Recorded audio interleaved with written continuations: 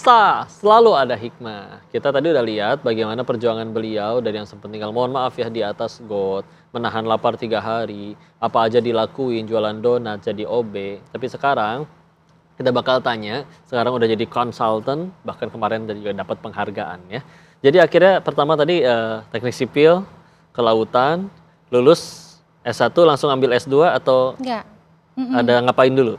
Ngapain dulu ini Ustadz? Jadi begitu masuk teknik kelautan, itu saya menghadap Kaprodi, yang saya kenapa mention cerita ini karena tadi ada OB gitu ya. Jadi saya masuk teknik kelautan karena circle-nya lebih kecil, saya menghadap Kaprodi, Pak saya butuh uang, apakah ada pekerjaan yang bisa saya lakukan gitu. Itu baru kenal juga sama Kaprodi. Akhirnya beliau memberi kesempatan untuk membantu di tata usaha atau di prodi. Jadi bantu fotokopi, kadang-kadang buatin teh untuk dosen-dosen gitu. Jadi mungkin saya juga nggak enak sama Kaprodi kalau misalkan narasinya jadi OB gitu, kesannya beliau kayak mempekerjakan mahasiswa gitu ya. Padahal kan saya yang minta, ya padahal gue ya.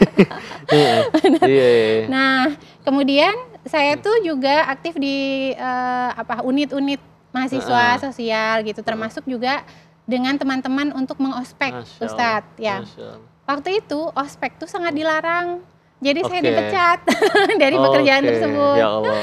Nah, tapi hubungannya tetap baik sama Kaprodinya. Cuma beliau, kenapa kamu ikut ospek segala gitu? Kamu kan bagian dari pekerja kita juga gitu. Kemudian ada dosen yang menawari, ya udah kamu ikut saya aja, kerja bersama saya. Itu sampai sekarang perusahaan yang sekarang saya tempatin itu saya ikut di perusahaan tersebut mulai 2008. Sampai sekarang di konsultan ini, alhamdulillah. Tapi ya mulainya benar-benar dari nol sekali ya. Saya dulu mengubah Word jadi PDF aja nggak bisa. Saya pegang laptop aja takut. Pertama gitu. Kali semua. Tapi ya itu dia kemauan dan segala macam, akhirnya kerintis benar-benar dilekenin tuh, dari yang benar-benar nggak ada apa-apa, dari bahkan nggak cuman semuanya kosong, perut pun kosong gitu ya. Sampai akhirnya, tapi kalau benar-benar mau, enggak, saya langsung kepikirannya, kebayangnya dengan orang-orang yang naudzubillah punya segala macam privilege, uang apa segala ada banyak, tapi kuliah aja bolos melulu. Aduh gitu ya, ini kudunya ketampar ngelihat beliau ini ya. Terus akhirnya dapat masternya di situ juga? Belum, jadi setelah saya ikut perusahaan tersebut, saya selama kuliah ikut keluar kota dan segala macam, saya bosen. Hidup masa gini aja, nggak ada artinya sama orang langsung. Saya belajar di belakang, saya bermanfaat hanya di balik laptop.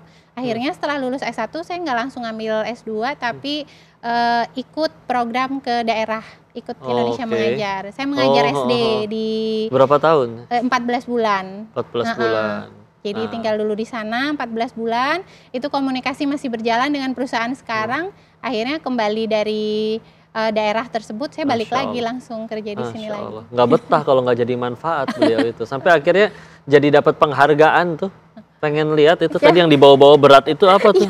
Ini berat sekali, alhamdulillah ya. Ini kayak trofi World Cup. Ini mungkin bisa izin ya. Angkat.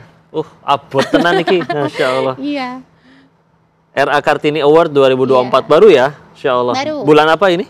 Maret kalau nggak April. Oh, April. April ya. Devi Ulumitias, STMT, Passionate Education. Masya Allah. Ini siapa yang memberikan, kriterianya apa aja, pesaingnya siapa aja, sampai akhirnya menang, ini apa kriterianya sampai terpilih?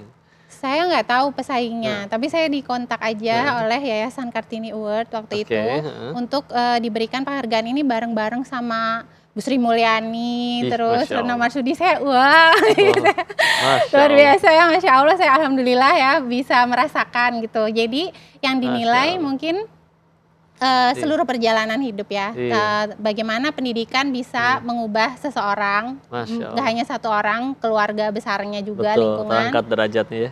Kemudian setelah itu saya juga membagikan itu ke daerah melalui pendidikan juga. Jadi setelah saya ke daerah itu ada yang ikut saya ke Bandung, Ustadz. Ikut saya ke Bandung, perempuan, sekarang udah jadi dosen, alhamdulillah. Ih, luar biasa. Ini tuh berkah tuh benar-benar kayak gini tuh berkah. Gitu. Jadi kebaikannya tuh bertambah banyak, bahkan tidak hanya bagi diri tapi ke orang sekitar, Masya Allah. Dan ternyata selama ini perjuangannya ada yang memperhatikan ya, ini sampai akhirnya. Iya, itu mungkin karena ini ya, yang tadi saya bilang diangkat di Instagram ceritanya. Saya sendiri itu sebenarnya jarang ya bercerita Jarang posting tentang juga. kisah. Gak ada waktu medsos juga. Dulu sih, terus sekarang terpaksa harus muncul. Masya Allah. Terus sekarang pun akhirnya jadi konsultan ya. Ini yang ditangani apa? Bidangnya apa? Seperti kerjaan seperti apa di konsultan? Kembali ke teknik kelautan ya. Saya S1 S2 itu teknik kelautan dan bekerja di perusahaan ini sudah dari saya kuliah. Jadinya saya melanjutkannya sampai sekarang. Bidangnya itu kayak membangun-bangun dermaga, kemudian kalau misalkan ada PLTU yang ngeluarin panas ke laut, itu gimana sih situasi lingkungan lautnya, pengaruhnya apa? Ada ilmunya ya, nggak bisa asal itu semua. Dan ini ahlinya ada di sini, Masya Allah. Jadi klien-kliennya kayak perusahaan atau bahkan juga pemerintahan? Iya, pemerintah daerah, BUMN, perusahaan swasta gitu. Luar biasa ya, Alhamdulillah.